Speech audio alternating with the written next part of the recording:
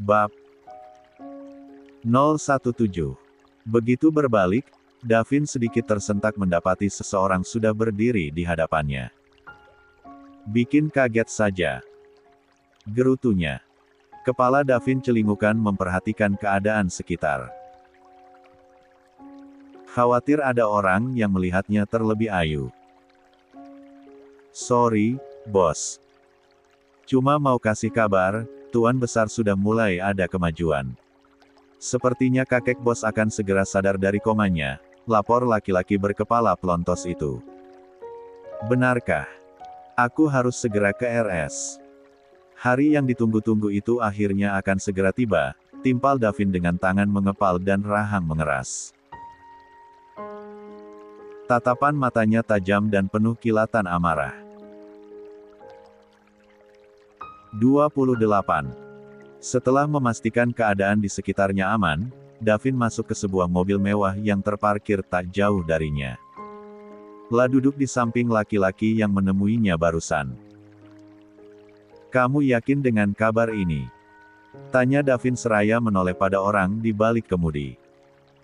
Orang yang sama dengan yang ditemui Ayu di tepi jalan dan juga berpapasan di kosan.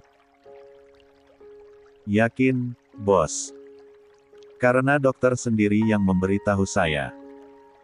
Katanya Tuan Besar sudah mulai bergerak, jawab laki-laki dengan kacamata hitam yang bertengger di hidungnya.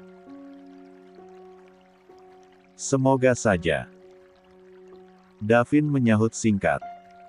Lebih cepat lagi.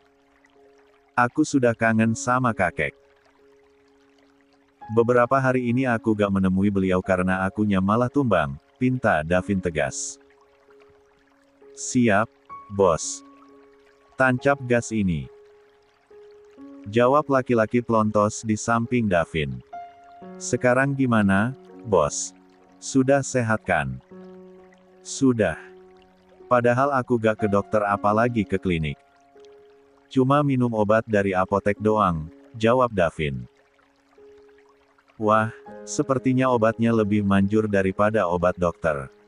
Atau mungkin karena yang merawatnya spesial. Kelakar laki-laki bernama Ricky tersebut. Sepertinya.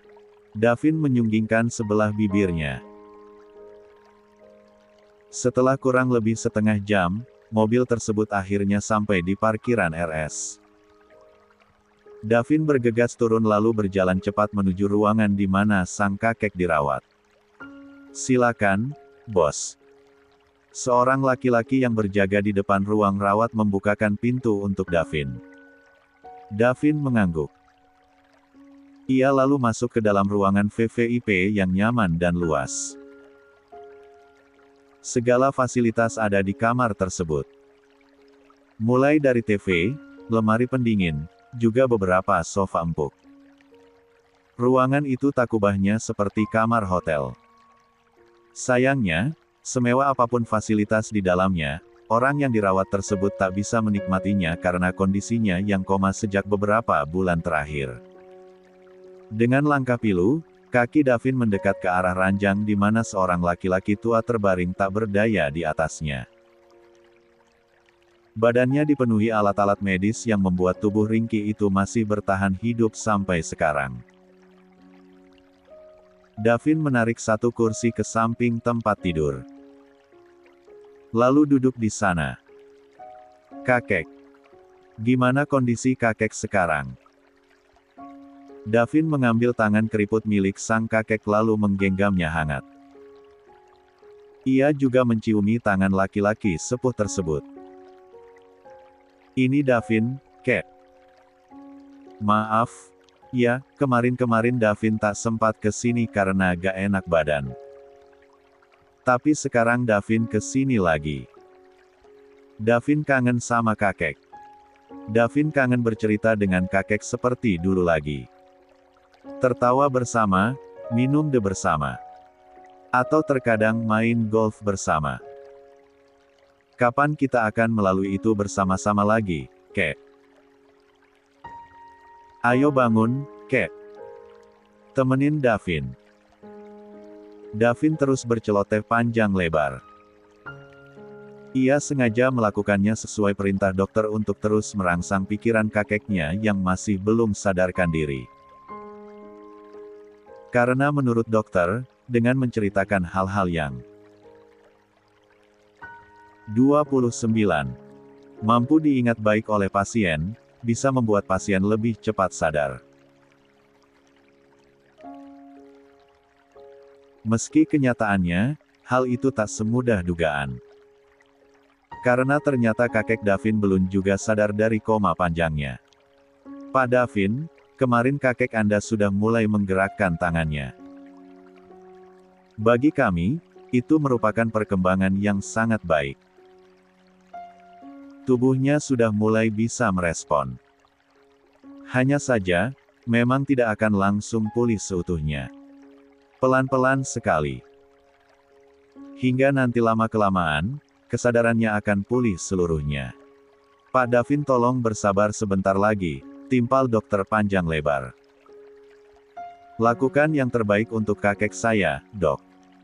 Saya sudah sangat tidak sabar menunggu kepulihan beliau, pinta Davin dengan sungguh-sungguh.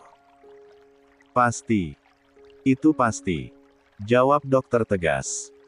Kalau begitu, saya permisi dulu. Dokter berjas putih tersebut menepuk pelan pundak Davin sebelum akhirnya meninggalkannya sendirian. Berteman suara-suara dari alat medis yang menunjang kehidupan sang kakek. Kakek Davin bernama Damar Prakasa Adiputra. Laki-laki yang usianya sudah melebihi angka 70 tahun itu merupakan ayah dari ibunya Davin. Pria tua yang rambutnya sudah beruban seluruhnya itu adalah pemilik pabrik yang sesungguhnya. Pabrik terbesar di kota tersebut dengan nama PT Makmur Adiputra. Sementara ayah Davin, hanya diberi mandat mengelola pabrik tersebut sekaligus menjadi bagian petinggi perusahaan. Nama ayahnya Davin yang sesungguhnya hanya Ardi Mahesa saja. Sementara Adiputra sendiri, laki-laki berusia setengah abad itu sengaja tambahkan sebagai bentuk penerus perusahaan milik keluarga istrinya tersebut. Setelah Pak Damar jatuh sakit dan berakhir koma, perusahaan itu dipegang seutuhnya oleh ayahnya Davin. Dibantu Raka yang tak lain anak tiri Pak Ardi dari istri keduanya. Untuk sekarang, Davin yang sebenarnya adalah pemilik perusahaan tersebut, membiarkan saja sang ayah dan saudara tirinya untuk menguasai perusahaan sementara waktu.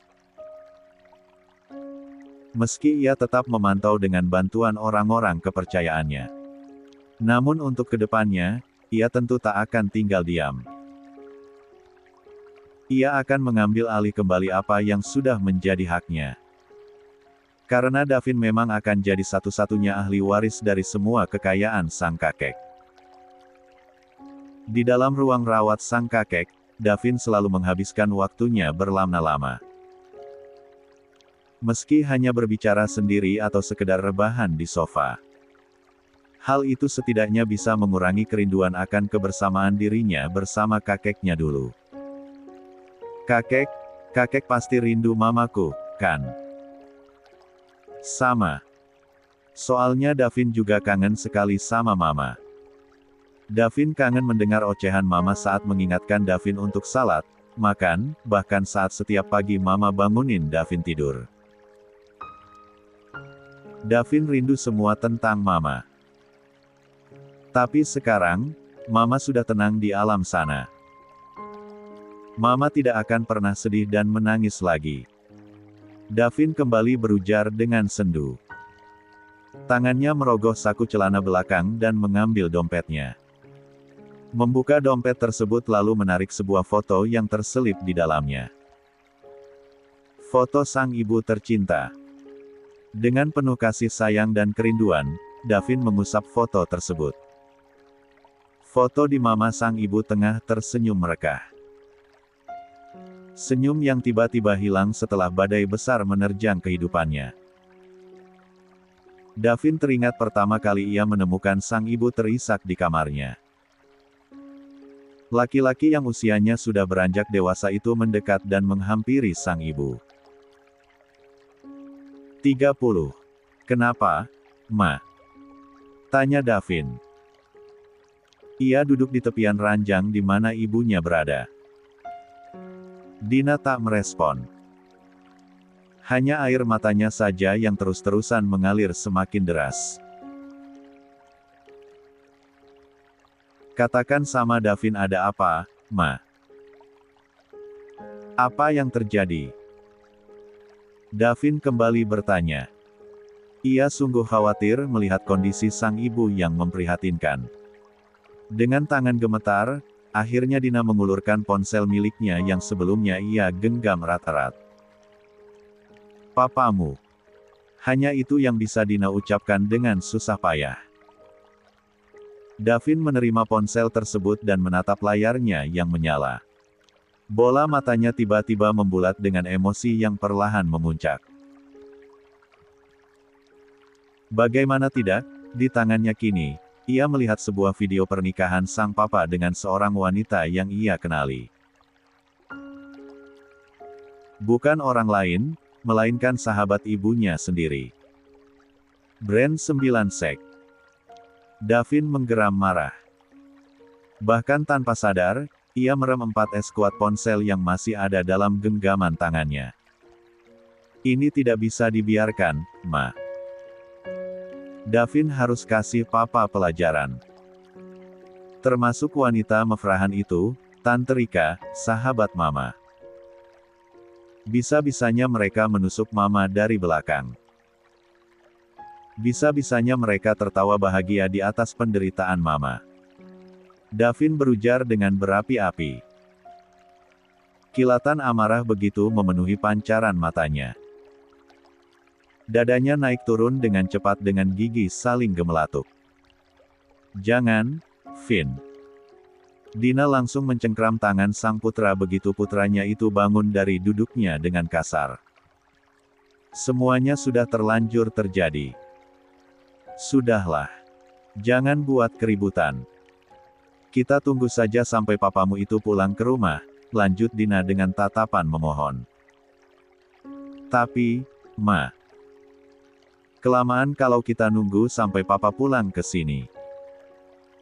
Orang yang lagi dimabuk asmara gak akan ingat jalan pulang.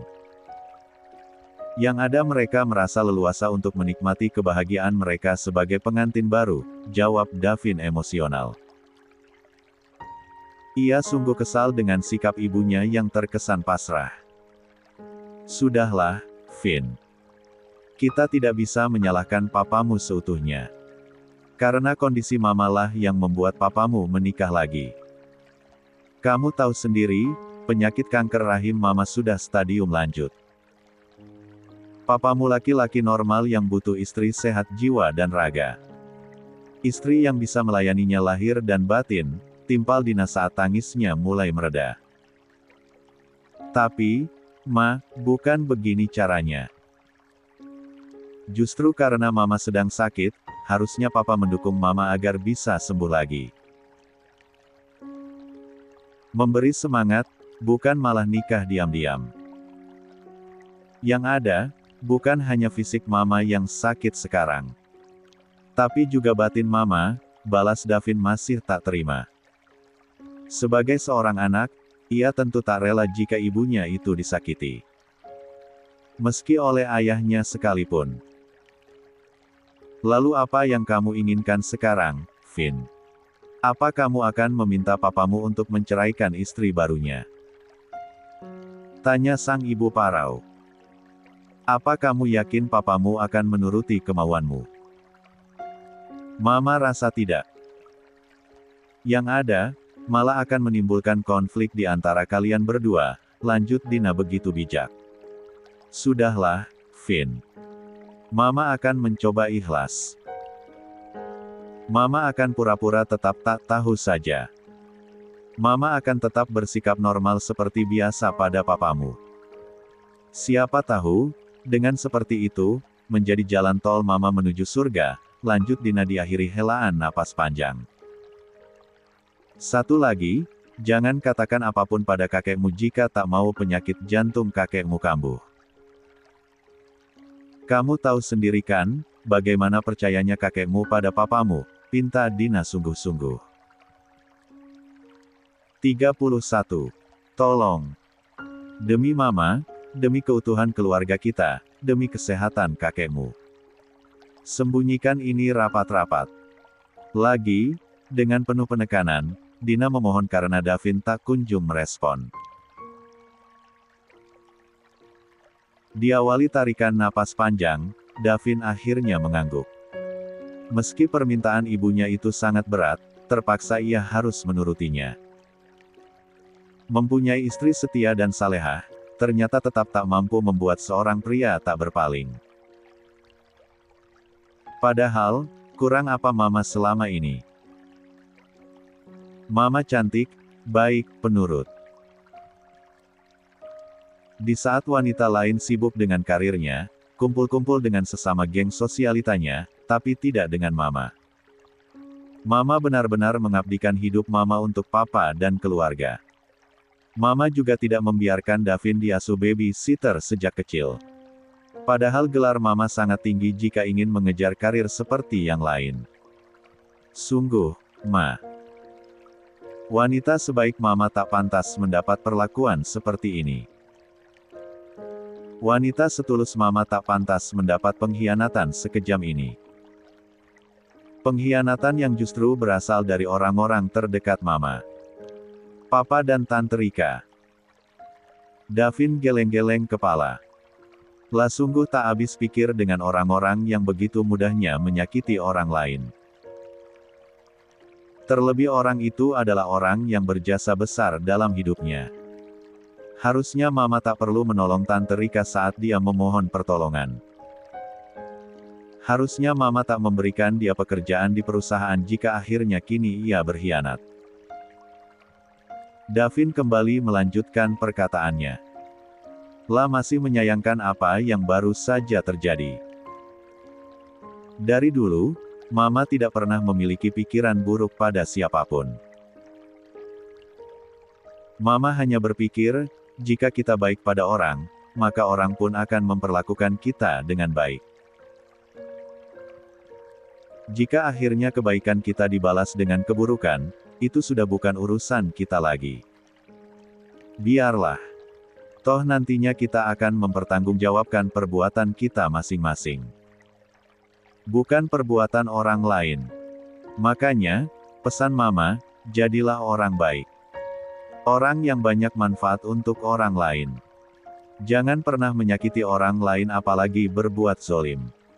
Ingat itu ya, Vin, pesan Dina panjang lebar.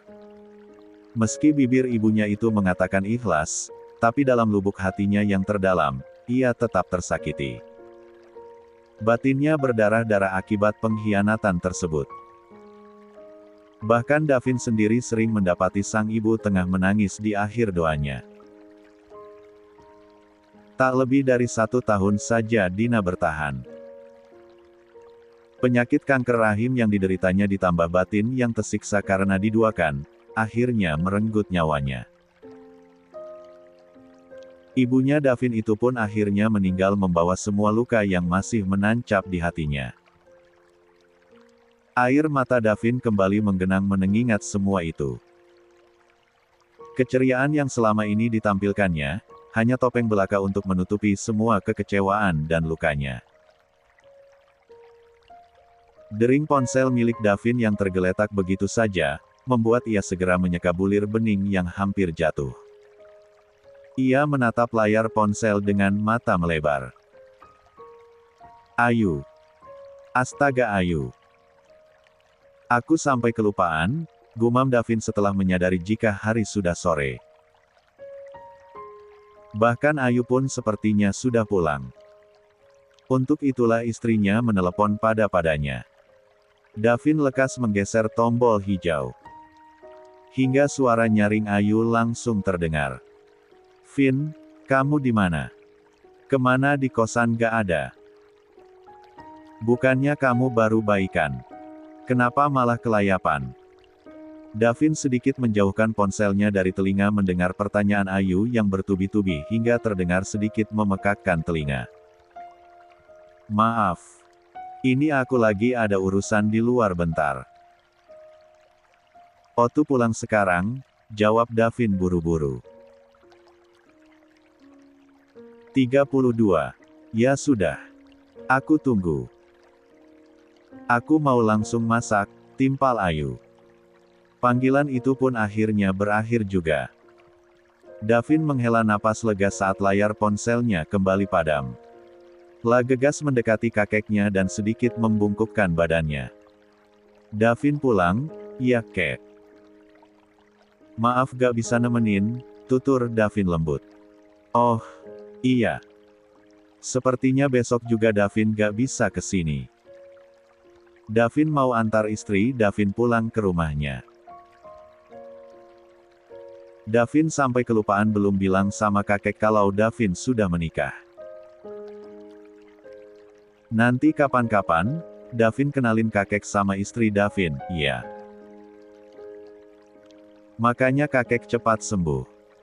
Biar cepat-cepat kenalan, lanjut Davin berusaha berbicara seceria mungkin.